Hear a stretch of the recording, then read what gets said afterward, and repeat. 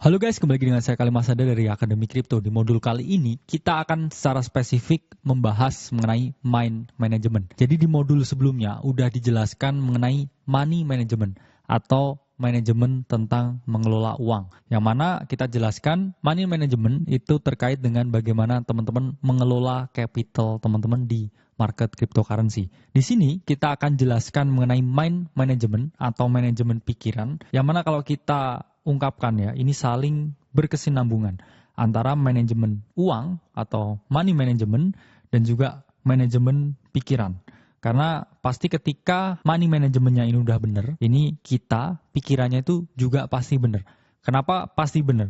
Karena semua tentang uang itu merubah persepsi kita terhadap cara kita melihat sesuatu. Dan pikiran kita ini adalah sistem yang sangat amat kompleks yang mempengaruhi keberhasilan dari kita trading dan juga kita investing. Karena pada dasarnya realitas itu dibentuk oleh pikiran kita. Dan ketika pikiran kita tidak bisa menggambarkan realitas seperti apa yang kita inginkan, ini tidak akan mungkin tercapai yang namanya kesuksesan di dalam trading atau investing di market cryptocurrency. Nah, di sini kita akan membahas hal yang paling penting di dalam dunia ini, yaitu adalah hal yang bisa kita kontrol dan juga hal yang tidak bisa kita kontrol. Jadi ini adalah controllable ya. Dan di sini adalah uncontrollable. Di mana hal-hal yang tidak bisa kita kontrol yaitu adalah market. Jadi market ini tempat bertemunya pembeli dan penjual yang melakukan transaksi. Karena kita nggak bisa ya mempengaruhi market, tidak ada yang bisa mempengaruhi market. Bahkan semua market maker pun atau semua para smart money yang besar ya, para paus, ini juga ada kemungkinan dimakan paus lain yang lebih besar. Atau bisa aja dia dimakan ikan-ikan kecil yang jumlahnya sangat banyak. Jadi di market itu tidak ada jaminan bahwa selalu menang atau selalu berhasil. Bahkan mereka yang punya uang yang unlimited pun ya menggerakkan market, misalkan Bitcoin sampai 1 juta US dollar. Lalu pertanyaannya mereka mau jual ke siapa kalau semuanya udah naik?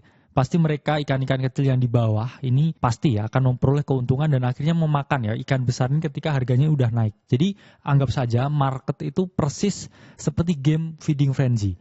Ya, jadi ada ikan kecil yang mana dia memakan ikan yang lainnya supaya dia bisa menjadi lebih besar. Jadi analoginya itu market seperti itu. Jadi nggak ada yang namanya, oh saya punya uang tak terbatas, jadi saya bisa melakukan apapun di market. Itu nggak bisa. Karena market itu adalah tempat yang sangat adil. Bahkan kalau kita melihat Tesla dan Elon Musk, kurang duit apa, endingnya mereka tidak bisa merealisasikan keuntungan yang mereka miliki ketika mereka membeli Bitcoin. Jadi market ini tempat yang sangat anomali. Bahkan Adam Smith menyebut bahwa market inilah tempat yang sangat gaib. Sehingga teman-teman tidak bisa melakukan apapun di market.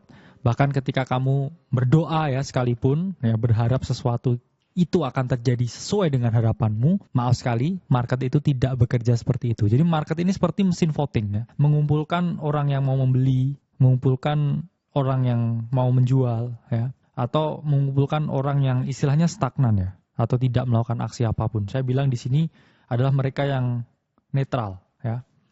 Hijau ini adalah mereka yang mau membeli ya. Kemudian merah ini adalah mereka yang mau melakukan penjualan. Jadi market ini memang sangat tidak bisa diprediksi. Itulah kenapa teman-teman kalau mau memprediksi market itu sebenarnya tidak bisa. Teman-teman hanya bereaksi tentang apa yang mungkin market ini lakukan. Jadi misalkan saya membuat suatu langkah antisipasi ya. Kalau misalkan 7 bulan berturut-turut Bitcoin ini closing bullish ya. Ini seperti ini mungkin ya. Ini ada area. Nah, ini ada chance kita akan tembus dan melakukan price discovery. Secara probabilitas, itu sangat mungkin.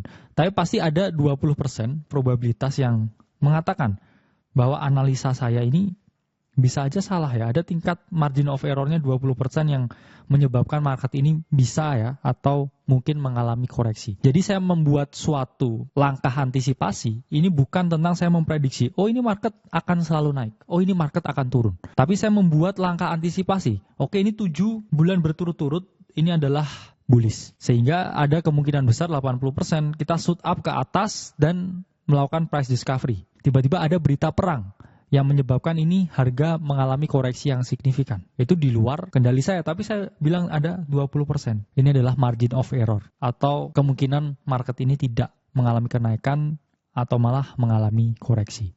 ini saya akan membuat suatu langkah antisipasi. Kalau memang kejadiannya A, saya ini akan membeli Bitcoin dan hold ya sampai 90.000. Tapi kalau kejadiannya B, yang terjadi, ini saya akan menjual sebagian, mungkin 50%, dan mungkin akan membeli lagi ketika Bitcoin ada di titik tertentu.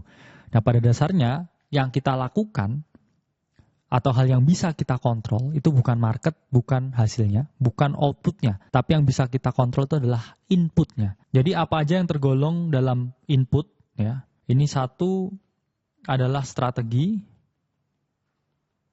dan kedua adalah mentalitas. Atau pikiran, atau mind. Yang mana strategi ini, ya, ini sayangnya hanya 20%. Trading dan juga investing, itu 80%-nya itu adalah psikologi ya atau pikiran. Yang mana mind ini bisa dibagi lagi ke dalam 3 hal, yaitu adalah sebelum dan kemudian di saat dan setelah ya melakukan suatu investasi. Jadi sebelum teman-teman melakukan investasi, ketika atau di saat teman-teman melakukan investasi, dan setelah teman-teman melakukan investasi, itu harus dilakukan suatu mind management yang khusus. Apa aja mind management yang khusus? Ini pertama kita akan bahas sebelum melakukan investasi. Pertama teman-teman harus tentukan tujuan.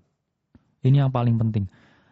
Tujuanmu kamu masuk ke market ini pengen apa? Apakah pengen mencari kekayaan sebanyak-banyaknya? Apakah kamu di sini ingin mempertahankan kekayaan yang kamu miliki? Misalkan kamu udah kaya. Atau ketiga, kamu cuma pengen seneng-seneng, asik-asik, eksplorasi suatu hobi baru. Ya, jadi ketika di awal ini kamu mau investasi, udah nggak dapat mind manajemennya ketika kamu, saya lihat PPU Aceh keren, saya mau berpartisipasi. No, dari awal sudah harus terdefinisi dengan jelas. Kamu mau apa di sini? Oke, kalau misalkan di sini saya mau kaya, saya mau meningkatkan wealth saya. Gimana caranya kaya? Yang jelas teman-teman harus menambah source of income yang banyak, kemudian membaginya ke dalam 3 ya, active income, kemudian passive income, dan juga portfolio income. Yang mana tujuan ini harus jelas, terdefinisi. Misalkan saya pengen mencapai 1 miliar ya, pertama di hidup saya. Dan misalkan sekarang saya punya uang 100 juta ya, berarti saya harus naik 10 kali lipat atau 1000%. Supaya saya bisa mencapai goals yang ingin saya tuju. Dan di situ terdefinisi dengan jelas. Saya ingin naik portofolionya ini 1000%. Berarti saya harus melakukan investasi yang sangat agresif. Gimana caranya sangat agresif? Bukan berarti langsung 100x leverage dan berdoa ya. Bukan seperti itu. Tapi di sini teman-teman harus melakukan strategi yang namanya bajing loncat. Atau loncat dari naratif ke naratif lain di altcoin. Supaya di sini teman-teman bisa melakukan yang namanya compounding effect. Sehingga lebih besar lagi nilai dan juga size investasi yang teman-teman lakukan. Itu terkait dengan tujuan. Kedua ya, di sini teman-teman harus memberikan batasan ya, apa yang harus dilakukan dan apa yang harus tidak dilakukan. Contohnya apa yang harus dilakukan? Misalkan di sini teman-teman harus meningkatkan kemampuan literasi keuangan teman-teman. Jangan sampai masuk market ya, tapi teman-teman ini nggak bisa ya. Caranya baca chart ini seperti apa? Cara melihat data on-chain seperti apa? Tokenomic itu apa sih? Ya, kira-kira berapa banyak token yang keluar dan lain sebagainya? Siapa smart money yang berinvestasi di sini? Itu adalah hal-hal yang harus teman-teman ketahui. Tapi ada juga ya hal-hal yang memang nggak harus teman-teman ketahui. Misalkan teknisnya exchange seperti apa ya, atau misalkan di dalam protokol kripto blockchain itu seperti apa, itu sangat jauh. Sehingga ada hal yang harus teman-teman pahami dan ada hal yang harus teman-teman batasi. Kalau teman-teman di sini pengennya mau untung, ya pelajari apa yang bisa memberikan keuntungan ke teman-teman. Jadi buat batasan di sini. Kemudian ketiga, ya ini adalah membangun yang namanya keyakinan. Karena tanpa adanya keyakinan, ini teman-teman tidak akan bisa ya memperoleh keuntungan atau uang di market kripto. Karena flow-nya seperti ini ya. Awalnya teman-teman tuh berawal dari pengetahuan ya. Pengetahuan berubah jadi kepercayaan, dan baru yang ketiga ini keyakinan. Tanpa adanya conviction sama sekali dengan market kripto, kalau teman-teman di sini hanya oke, saya pengen kaya ya, saya FOMO beli kripto, tapi nggak tahu apa itu kripto dan apa itu teknologi blockchain, apa itu fungsi teknologi blockchain untuk masa depan. Saya jamin 2 minggu setelah market merah teman-teman bakal keluar. Padahal di sini teman-teman harus punya keyakinan yang sangat amat tinggi terhadap apa yang teman-teman investasikan di sini. Sehingga mind management ya di sini ketika teman-teman sebelum masuk itu niatnya harus sudah jelas ya, keyakinannya itu harus ada. Tapi untuk membentuk keyakinan harus ada pengetahuan, minimal pelajarilah apa itu Bitcoin. Siapa penemunya Bitcoin? Kapan Bitcoin ditemukan? Bagaimana sistem dari jaringan blockchain dan lain sebagainya. Itu harus teman-teman pahami, teman-teman ketahui, baru teman-teman timbullah keyakinan. Oke, saya yakin dengan market ini, saya yakin dengan altcoin yang saya beli, dan kemudian kita masuk ya hal keempat sebelum melakukan investasi ya, ketika ini di tahap mind management, yaitu adalah be realistic. Apa itu be realistic? 97% trader itu akan gagal. Di market ini untuk mencari keuntungan itu tidak semudah yang teman-teman bayangkan. Chance-nya ini sama seperti ketika teman-teman mau masuk NBA.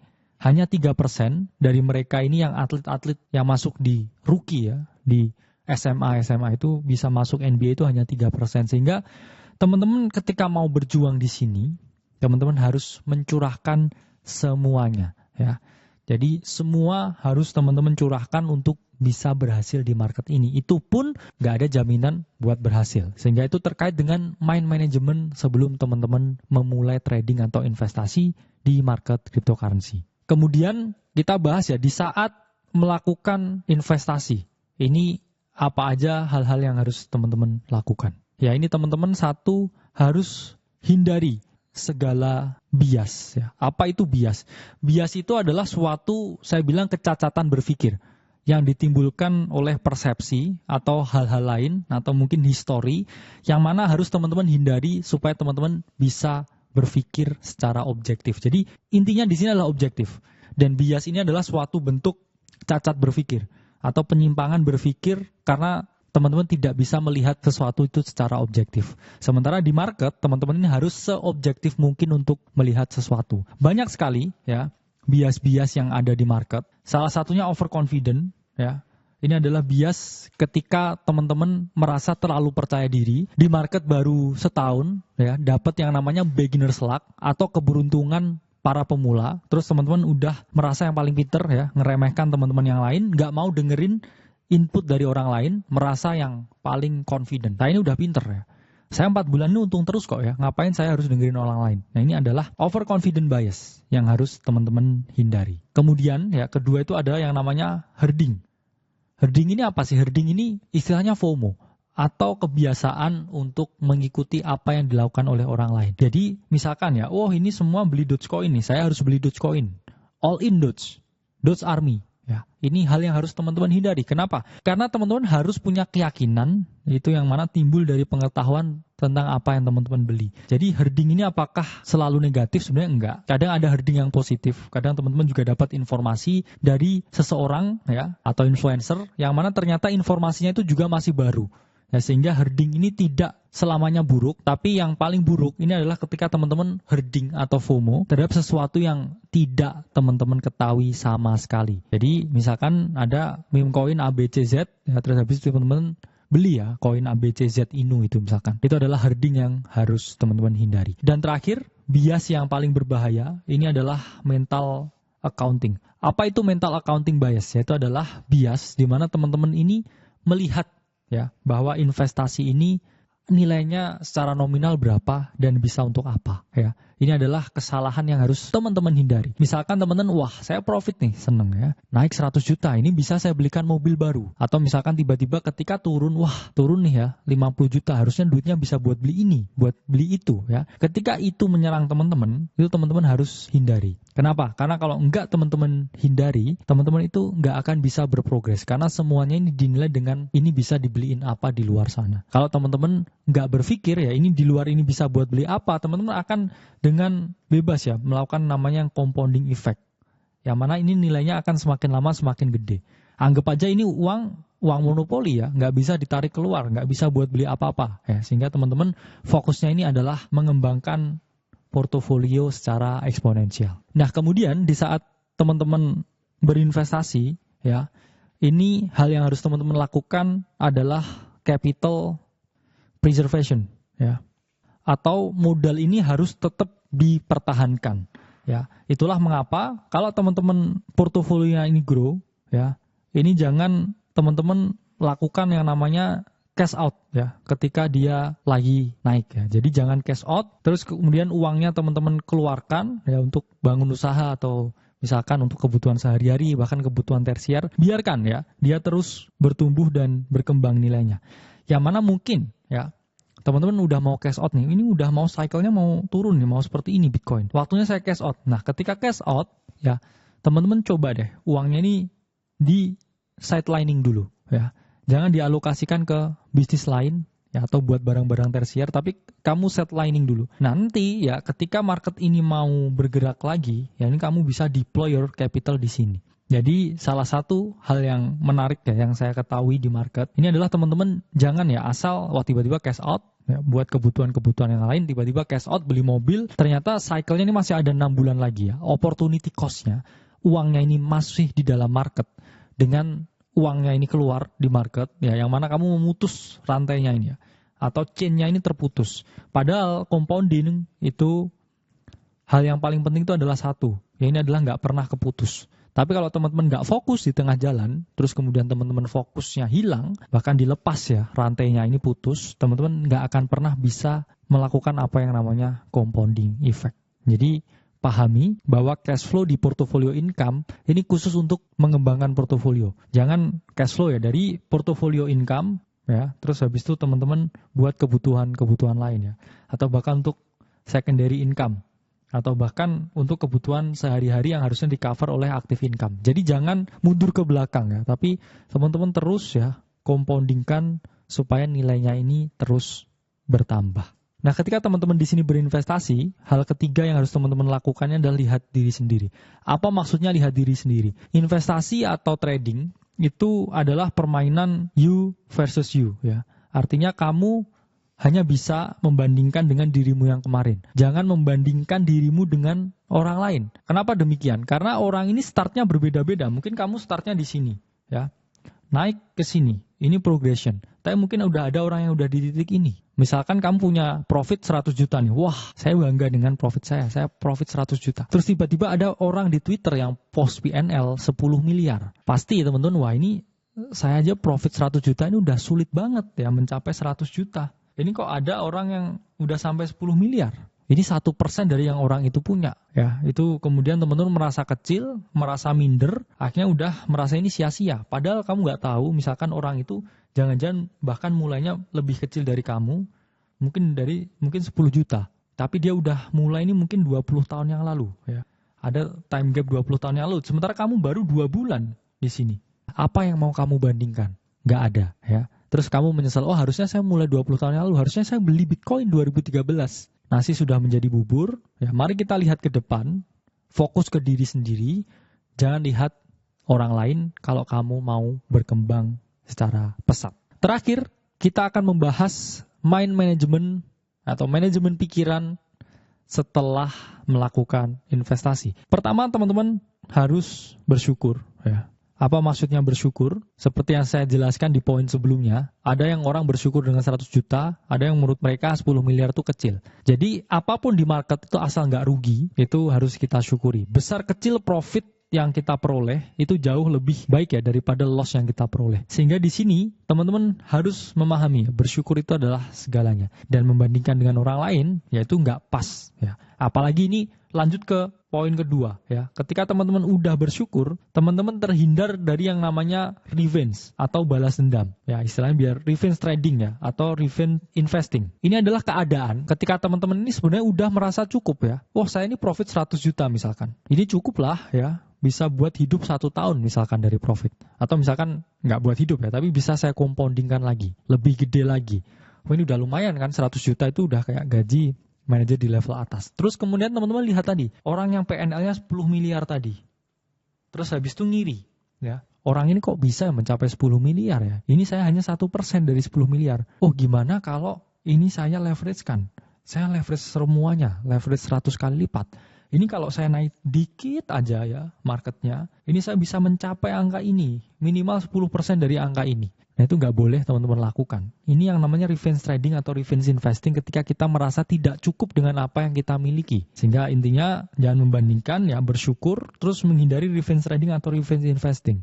Ini contohnya kalau teman-teman abusing the leverage. Tapi kalau teman-teman mikir dengan konsep yang sama, wah ini gimana? Ini ada koin baru ya. Ini baru listing ya. Ini katanya bisa jadi the next ini ya. The next Shiba Inu. Terus kemudian apa yang teman-teman lakukan? Uangnya 100 juta ini teman-teman all in kan 100% ya ke koin ticker baru gitu ya, Inu gitu. Berharap nanti kalau jadi Shiba Inu ya, ini saya misalkan naik puluhan ribu %, saya bisa ke angka 10 miliar itu. Itu adalah hal yang tidak boleh dilakukan ya, karena semuanya ini harus dipahami bahwa kita di sini untuk long term, dan ketika kita di awal ini tujuannya udah salah, udah lihat nominalnya ini, secara management itu sudah berantakan. Itu kita tidak akan pernah bisa growing portfolio, kita tidak akan pernah bisa survive ya. Karena at some point ketika pikiranmu kacau lagi, kamu lihat orang lagi, punya influence lagi, tiba-tiba ngerubah strategi lagi, ini semua benar-benar kamu coret semuanya ya.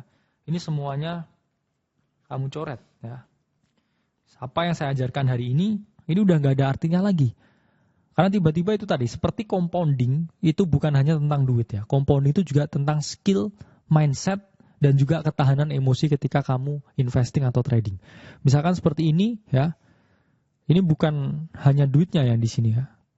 Ini misalkan kalau compoundingnya itu dari segi duit. Misalkan kepotong satu ini udah selesai. Begitu juga dengan skill ya. Misalkan kita ngomong di sini adalah ya skill ya, bukan duit tapi skill. Ini ketika kamu putus di sini, mentalmu juga berantakan lagi. Kamu nggak akan pernah bisa mencapai hal yang lebih baik terus. Jadi harus dipahami bahwa di sini teman-teman yang compounding itu bukan hanya cashnya atau capitalnya atau liquidnya, tapi skill kita, tetapi kedewasaan kita dan juga kecerdasan emosi kita yang juga harus bertambah seiring dengan berjalannya market. Karena dua hal ini adalah dua hal yang berbeda.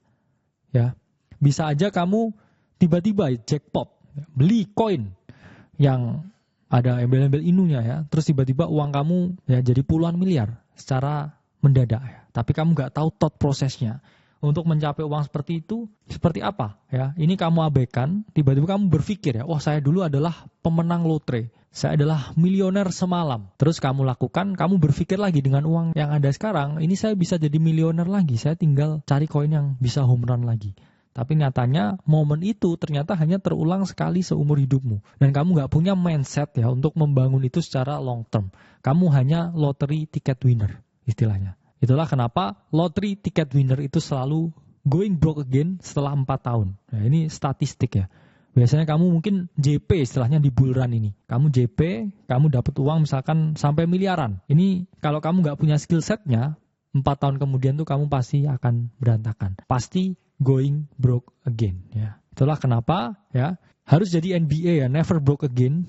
Jangan balikin lagi uang yang udah kamu peroleh dengan sulit di market, sehingga itu harus punya mind management yang tepat. Oke, jadi itu sedikit pemaparan tentang mind management atau manajemen pikiran. Intinya kita selalu percaya bahwa realitas yang ada itu 100% dibentuk oleh pikiran kita. Jadi kalau kita maunya sukses, kita maunya di kripto ini punya banyak capital yang growing, kita harus menyadari bahwa kita membutuhkan mental yang kuat, pemikiran yang kuat untuk bisa mencapai hal tersebut. Karena tanpa adanya pemikiran yang kuat, tanpa adanya mind management yang baik, ketika sebelum atau di saat dan juga setelah melakukan investasi, itu kita tidak akan pernah bisa ya mencapai apa yang namanya immortal compounding atau kenaikan yang terus menerus. Karena ingat teman-teman, cycle-nya masih panjang, ya bulannya masih panjang. Jangan terbakar di tengah-tengah karena teman-teman salah melakukan money management, yang mana itu juga berdampak sangat fatal ke mind management. Saya Khalid Masada dari Akademi Kripto. Sampai berjumpa di video selanjutnya.